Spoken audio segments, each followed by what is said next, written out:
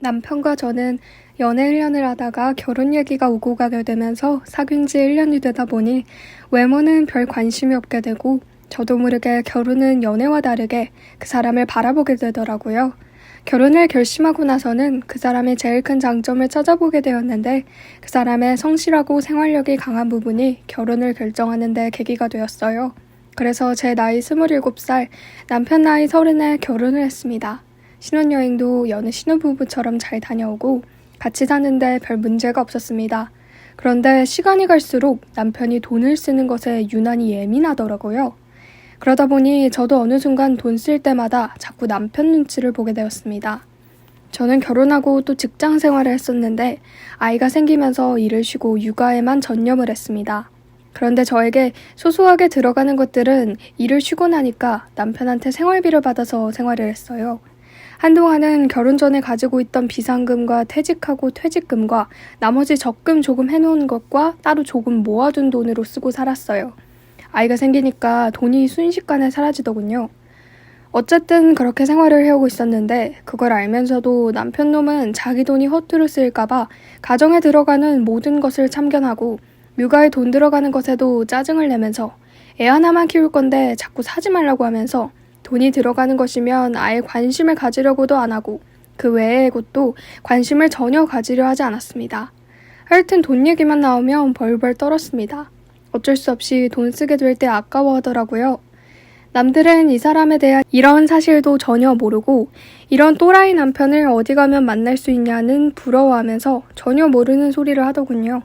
저는 혼자서만 속을 끓이는 게 너무 힘들어서 병원 치료도 열심히 다녀보고 했는데 호전되는 모습을 보이지 않자 병원에서는 남편과 함께 병원을 방문하기로 권하더라고요. 문제를 해결하기 위해서는 남편의 도움이 전적으로 필요하다고 말씀을 하셔서 저는 병원 선생님이 말하는 대로 남편한테 말을 전해주면 이 사람은 한다는 소리가 쓸데없는 것에 돈을 쓰고 다닌다면서 저를 되려 뭐라고 하더군요. 제가 할 일이 없이 집에만 있으니까 정신이 해이해져서 그러는 거라고 하면서 오히려 저를 두고 게으르다고 하면서 인신공격을 하는 겁니다. 그날은 저도 너무 속상해서 같이 싸우다 보니 너무 심한 다툼을 하게 되었어요.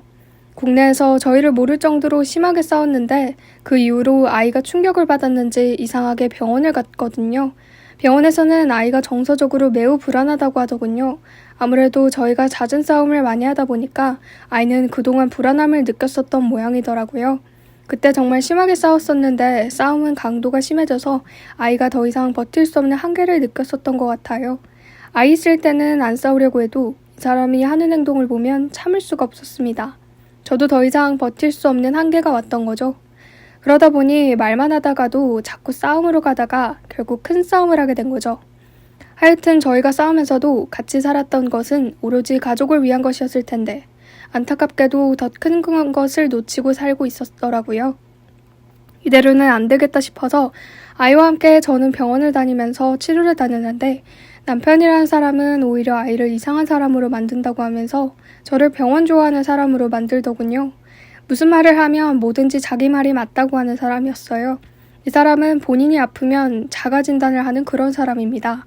한 번은 제가 심하게 복통이 있어서 끙끙 앓고 있다가 안 되겠기에 응급실에 가려고 하니까 기가 막힌 게 화장실 가라고 하면서 너무 많이 먹어서 그런 거 아니냐고 하면서 쓸데없는 돈을 쓴다고 하더군요. 그날도 정말 싸우지 않으려고 버티고 버텼는데 그날 또 싸움이 터지고 말았습니다. 아이가 자고 있다가 놀라서 나와 우는 모습을 보니까 저는 이렇게 살면 안 되겠다는 생각이 들더군요. 시댁에는 이런 일로 말하면 시어머니 한다는 소리가 제가 배가 불러서 그렇다는 것입니다. 그 외에도 남편 놈이 집안일에 전혀 신경을 써주지 않아서 시어머니랑 얘기도 종종 해보면 너는 집에서 놀면서 뭐가 그렇게 불만이 많냐? 애비가 놀면서 집안일하는 것도 안 도와주는 것도 아니고 네 편하게 먹고 놀라고 혼자서 아둥바둥 돈 벌고 있잖냐? 시어머니와는 아예 말이 통하지 않는 사람입니다. 어머니한테 당신 아들이 집에 아예 신경을 쓰지 않고 있다고 얘기하면 되려 저를 잡아먹을 기세를 하고 덤벼들어서 얘기한 것보다 몇 배로 잔소리를 들어야 하기 때문에 나중에 혈압이 올라서 뒤집어지거든요. 다 아니까 말하지 말아야지 하다가 순간 실수로 저도 힘들어요. 하루 종일 아이 놀아주는 거 쉬운 거 아니에요.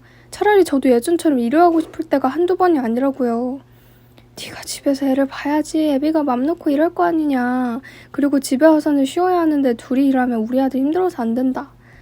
그럼 일한다고 도와주는 것도 안 되고 같이 일한다고 육아 도와달라고 할까봐 그것도 안 된다고 하면 도대체 저는 집에서 못 살겠네요. 남자가 큰일을 하면 그래야지. 여자들이나 하는 것들을 내 아들한테 시키려고 하냐? 난 절대로 그런 거 시키지 않았다. 누가 보면 저희 남편이 대단한 일을 하고 있는 사람으로 알겠더라고요. 그냥 굶어 죽지 않을 만큼의 월급 주는 작은 회사에 다니고 있는데 시어머니는 당신 아들 얘기만 나오면 아주 대단한 사람인 것처럼 아들을 치켜 세우세요. 저는 남편이 작은 회사에 다니고 열심히 일 다니는 것에 불만 없고 감사하면서 살고 있었죠. 그런데 자꾸 돈 쓰는 것에 너무 목숨 걸고 하니까 숨 막히고 무엇보다 어찌됐건 가정을 이루었으면 가정에도 신경을 쓰고 충실해야 하는 거 아니냐고요. 이 사람이란 사람은 육아도 단독적으로 내 몫이라고 생각하고 있고 시댁도 오로지 저만 잘하면 된다는 생각을 가지고 있으며 자기는 오로지 돈만 벌면 된다는 사람입니다. 그러면서 제가 힘들다고 하면 늘 제가 부럽다고 하는 거예요. 자기도 전처럼 집에서 놀고 있으면서 애만 키우고 싶다나 뭐라나. 그래서 한 번은 이런 말 자꾸 듣는 것도 싫고 제가 꼭 이놈한테 빌부터 사는 것 같은 더러운 기분이 자꾸 들기도 하고 해서 한 번 정도는 코를 납작하게 만들어주고 싶어서 큰맘 먹고 남편을 진짜 쉬게 하고 제가 다시 일을 시작한 적이 있었는데 세상에 이놈이 아이가 아프면 병원도 저보고 가달라고 회사에서 하는 활동 같은 것도 다 접어두고 챙겨달라고 하는 겁니다. 저는 오히려 일을 몇 배로 더하게 되어서 제가 심하게 아픈 적이 있었어요. 그래도 5개로 끝까지 아픈 몸을 이끌고 일을 다녔습니다. 그런데 이런 노력에도 불구하고 사정이 생겨서 일을 그만두게 되었어요. 다른 것도 아닌 아이가 심하게 아프면서 아이가 저를 찾아서 어쩔 수 없이 저는 다니던 회사를 그만두고 다시 육아와 살림을 하게 되었습니다. 살림을 시작하면서 남편은 제가 일할 때 저한테 다 말하고 했던 행동을 생각하니 지금도 화가 나네요. 이놈은 아이를 유치원에 보내놓고 하루 종일 게임만 하면서 집안일은 손에 대지 않고 잠만 자고 있다가 아이가 하원해서 오면 폰을 아이에게 쥐어주고 TV만 보고 놀고 있다가 제가 퇴근하고 나면 아이까지 봐달라고 했던 사람이어서 거기에다가 아이를 씻기지도 않고 집안만 난장판이 되어 있었거든요. 제가 퇴근하고 할 수도 있었지만 저도 오기로 아이만 씻기고 집안 살림은 보란듯이 아무것도 하지 않고 남편놈이 하는 짓 그대로 했더니 나가더니 집에 안 들어오고 PC방에 가 있다가 오더군요. 도저히 이해가 불가능한 행동을 등만 해서 그때 저는 이런 놈 정말 끝까지 가는 것을 못 고친다는 것을 깨닫고 홀로 서기를 준비했어요. 아이가 너무 아파서 못 이긴 척하고 집에 다시 들어왔지만 저는 예전과 다른 삶을 살았습니다. 아이의 미래와 그리고 무엇보다 저를 위해 모든 것을 계획하고 남편과의 이혼도 미리 준비하면서 살고 있었어요. 그놈은 제가 그런 생각을 가지고 있는 줄도 모르고 둘째 얘기까지 하더군요. 하루빨리 끝내고 싶은 마음에 부부 생활은 아예 거절을 했고 직장도 새로 알아봤습니다. 제가 일할 때 돈 번다고 유세 떤다는 말까지 들어서 그동안 살면서 정이 뚝뚝 떨어질 대로 떨어져서 그런지 꼴도 보기 싫었어요. 시어머니도 시도 때도 없이 전화해서는 제가 일한다는 핑계를 대고 자기 아들까지 아기를 못 챙길까봐 전화해서 확인까지 하더군요. 나중에는 사건이 터졌는데 그때 일을 생각하면 정말 잘한 것 같아요. 아이 건강이 괜찮아져서 저는 새로운 일자리를 다시 알아보고 즐거운 생활을 했습니다.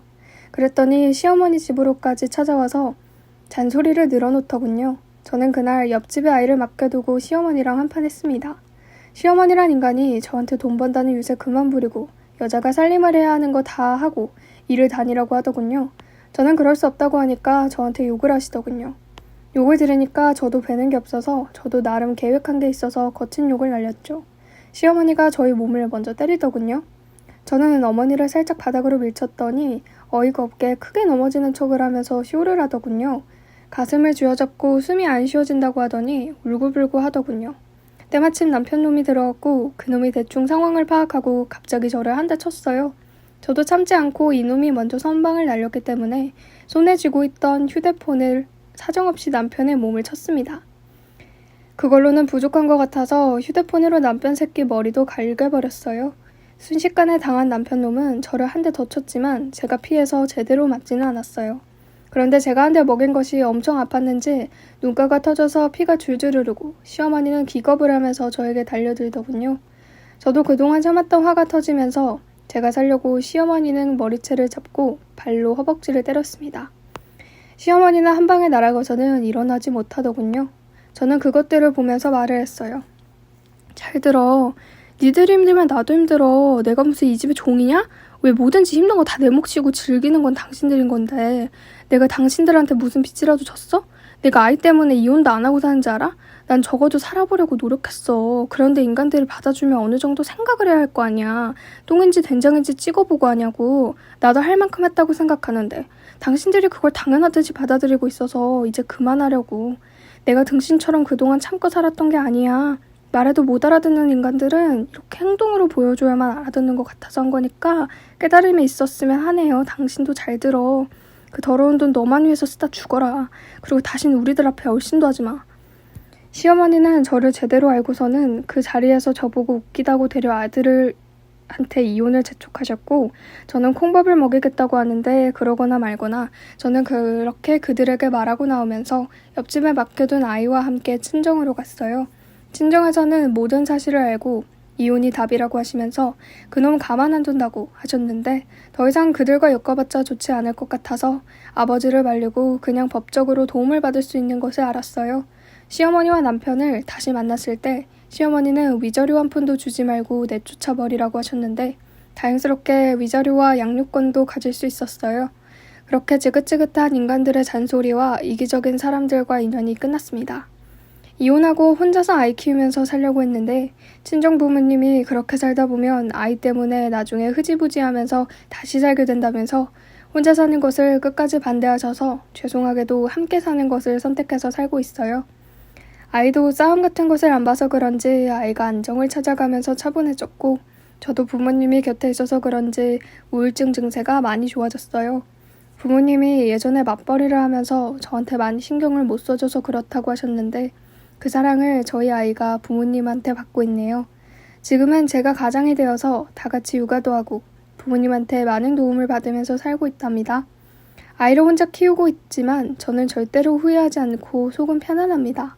나중에 혹시라도 아이가 아빠를 찾는다면 만남을 갖게 해줄 생각은 있는데 여러분의 의견은 어떠한지 궁금하네요.